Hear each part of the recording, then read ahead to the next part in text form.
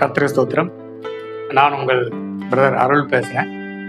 தொடர்ந்து என்னுடைய காணொலிகளை பார்க்கிற உங்களை கர்த்தர் தான் ஆசீர்வதிப்பாராக.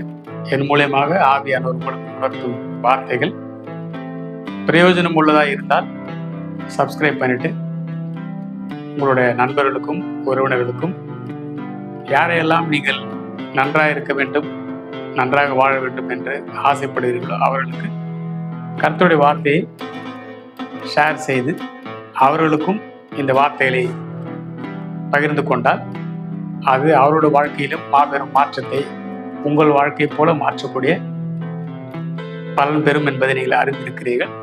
எனவே அதை செயல்படுத்துங்கள். இன்றைக்கு உங்கள் மத்தியிலே உங்களோடு கூட பகிர்ந்து கொள்ள ஆவியானவரால் வெளிப்படுத்தப்பட்ட விஷயம், கரெக்டான நேரத்தில் கர்த்தர் எனக்கு கடன் கொடுத்தார் என்று சொல்வதை நீங்கள் நிறைய இடத்துல கேள்விப்பட்டிருப்பீங்க. இந்த ஒரு வார்த்தை அநேகருக்கு வேதத்தில் பெரிய சந்தேகம். ஏனென்றால் இன்னைக்கு மனிதனுடைய வாழ்க்கையில ஒரே டென்ஷன், டிப்ரெஷன், எப்ப பார்த்தாலும் கவலை, மன அழுத்தம். இது எல்லாவற்றுக்குமே மிக முக்கியமான காரணம் எதுவா இருக்கும் என்றால் பணமா இருக்கும். அப்படி பணம் வந்து சேர்ந்த பிற்பாடு சில பேரோட வாழ்க்கையிலே அடுத்த பிரச்சனை என்ன இருக்கும் கேட்டீங்கன்னா உடல்ல இருக்கிற நோய்களா இருக்கும். அதெல்லாம் சரியா இருக்கும்போது இன்னொரு விஷயத்த கேட்க போனீங்கன்னா சமாதான கேடு. அதாவது புருஷன்கிட்ட பேசல, மனைவி கிட்ட பேசல, பிள்ளைங்கிட்ட பேசல, பெற்றோர்கிட்ட பேசல, கூட பிறந்தவங்கிட்ட பேசல, அவங்க கூட சண்டை, இவங்க கூட சண்டைன்னு சமாதான கேடு உண்டாயிருக்கும்.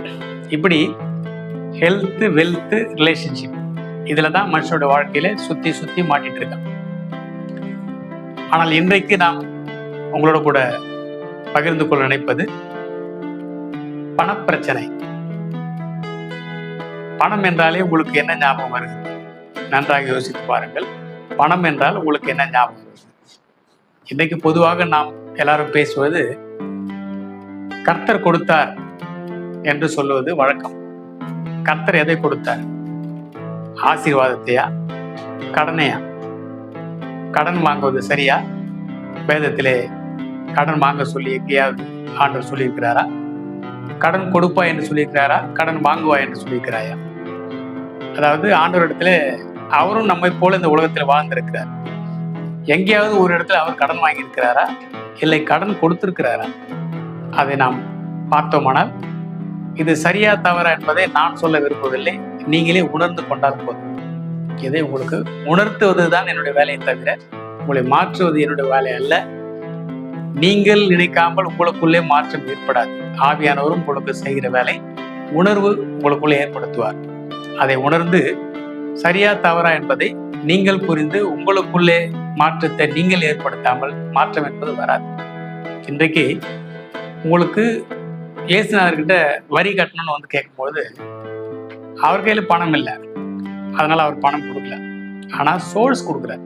அங்க போயிட்டு அந்த மீனை வாயை திறந்து பாரு, அதுல இருக்கும். நல்லா யோசிச்சு பாருங்க, பணத்தை அவர் எப்படி ஹேண்டில் பண்றாரு. அப்போ உங்களுக்கு சில விஷயங்கள் புரிய வரும். இன்றைக்கு பணம் என்றாலே சில பேருக்கு திருமணமான பெண்களா இருந்தால் கணவரோட ஞாபகம் வரும். திருமணமாகாத சின்ன பிள்ளைகளுக்கு அப்பா அம்மா ஞாபகம் வரும்.